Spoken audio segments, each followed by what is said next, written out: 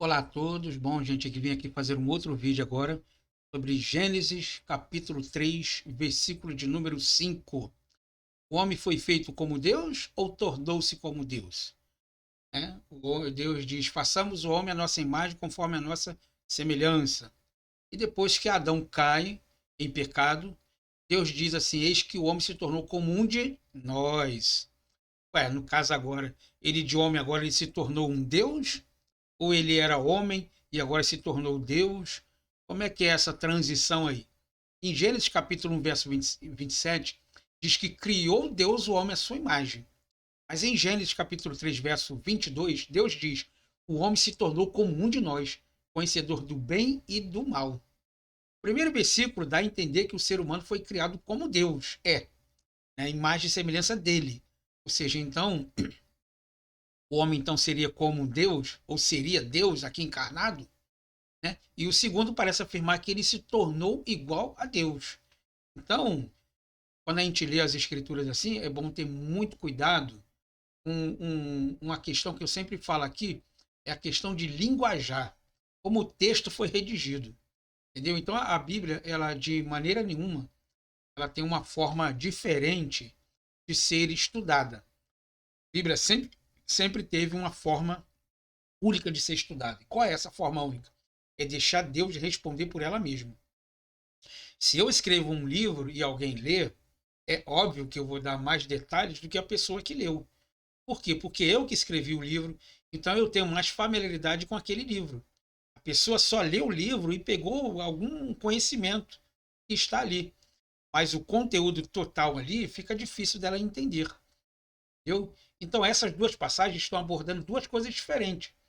Por exemplo, Gênesis capítulo 1 está falando de uma virtude humana por criação. Deus está falando que o homem está se tornando semelhante a ele. Semelhante a ele como? Em forma física. Tá? Ao passo que Gênesis 3 está se referindo a que o homem obteve por aquisição. Quer dizer o quê? Conhecedor do bem e do mal. É interessante que a Bíblia diz assim: não comereis do fruto da árvore do conhecimento do bem e do mal, porque no dia que delas comeres, você vai morrer. Ora, aí fica aquela pergunta: como é que Adão sabia que ele ia morrer se ele não conhecia a morte? O que é a morte? Na verdade, Adão conhecia a morte sim, quando ele viu a questão da cadeia alimentar dos animais, onde o animal maior comia o animal menor. A questão que de sobrevivência. Então ele sabia que o animal menor morria, ele não tinha mais existência de vida. Então ele conhecia a morte através dos animais, a cadeia alimentar dos animais. Então é como se Deus estivesse falando, tá vendo o que acontece com o animal? É a mesma coisa que vai acontecer com você. Se você desobedecer, você vai morrer como ele, vai deixar de existir. Então a primeira passagem se refere a Adão e Eva antes da queda. E a segunda refere-se a ele depois da queda, ou seja, conhecendo agora a morte. Então a primeira tem a ver com a natureza dele, é a qualidade de Deus agora de estar nele. E a segunda com o seu estado. Que estado? O estado agora de conhecer realmente o que é diferente de entender. Quando você conhece alguma coisa, é diferente de entender. Quando você conhece, na verdade você está vendo. Olha, eu conheço o canal do professor André Marcelino. Mas você não entende certas coisas que estão no meu canal porque você não estudou. Então, conhecer é diferente de saber. Então, pela criação, Adão não era conhecedor do bem e do mal. Ele só vem a conhecer o bem e o mal quando ele desobedeceu a Deus. Então, ele descobriu que a desobediência dele, o fato dele ter errado, teve sérias consequências sobre a vida dele. Então, ele reconheceu agora que ele fazendo o bem, ele teria uma qualidade de vida. E ele agora, desobedecendo a Deus, ele teria uma outra qualidade de vida. Qual era essa qualidade de vida? Responder pelos atos dele.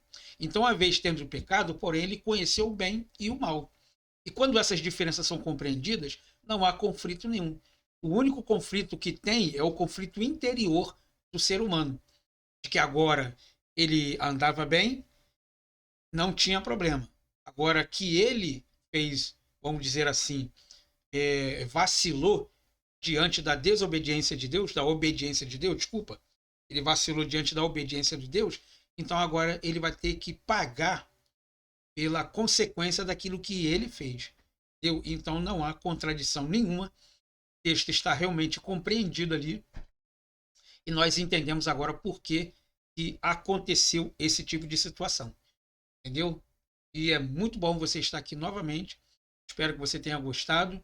Tá? Nós estamos fazendo aqui uma sequência de textos que são, como é que eu vou dizer para você, assim, incompreensíveis nas escrituras. Né?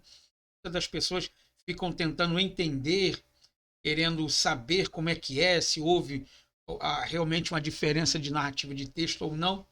Mas, na verdade, as escrituras ela é uma só. Só existe uma interpretação. Só existe uma tradução, que é a verdade. Tem pessoas aí que tentam traduzir ela da forma que quer, então fica diferente porque opinião não se discute e opinião não se diverge. Verdade? Opinião verdadeira é a opinião de Deus, que é a palavra que está sendo lançada sobre a terra. Agradeço muito a sua atenção por ter ficado até comigo agora. Espero que você me acompanhe em outros estudos também. Qualquer dúvida, coloque aqui nos comentários. Eu farei questão de responder a todos com o maior carinho. Bom, espero vocês então numa próxima aula.